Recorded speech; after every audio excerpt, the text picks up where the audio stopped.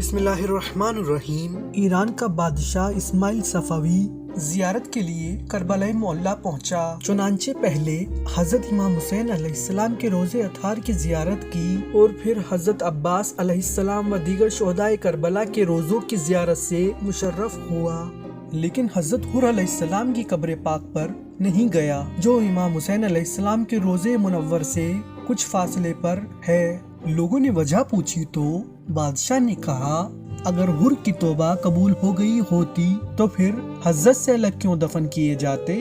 साथियों ने कहा, हजरत आला जनाब हुर यजीदी फौज के सिपह सालार थे, इनके बहुत से अजीज भी लश्कर यजीद में मौजूद थे, लिहाजा हो सकता है कि नुसरत हुसैन अलैहिस्सलाम में शहादत के बाद लाशे हुर को इनके अजीज मैदान जंग से उठाकर ले गए हों और वहां दफन कर दिया हो।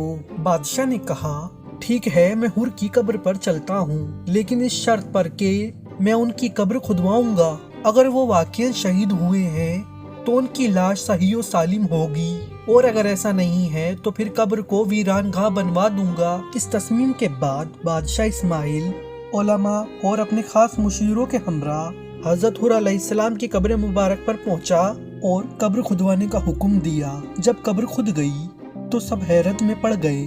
देखा लाशे हुर अलैहिस्सलाम तरोताजा खून में गलता है और जिस्म पर बेशुमार जख्म लगे हैं जिससे खून जारी है, और वो रुमाल जो रोज़े आशूरा इमाम मजलूम अलैहिस्सलाम ने जनाब हुर की पेशानी पर बांधा था उसी तरह बंधा हुआ है। बादशाह ये मंजर देखकर रोने लगा और हुर अलैहिस्सलाम की पेशानी से रुमाल को खोलने लगा ताकि रुमाल की बरकत से मुल्क में अमन व अमान बाकी रहे, लेकिन अचानक पेशानी से खून का फुआरा जारी हो गया।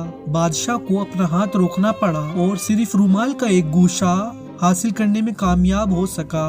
इसके बाद बादशाह इस्माइल ने कब्र मुतहार पर एक मकबरा बनवा दिया और लोगों को जियारत के लिए ताकीद की। दोस्तों, इसी के साथ मैं आपसे खुदावंदी चाहता हूँ, और जब कभी आपको इमाम हुसैन अलैहिस्सलाम की जियारत का शरफ हासिल हो तो दोस्तों हुर अलैहिस्सलाम की जियारत के लिए जरूर जाना।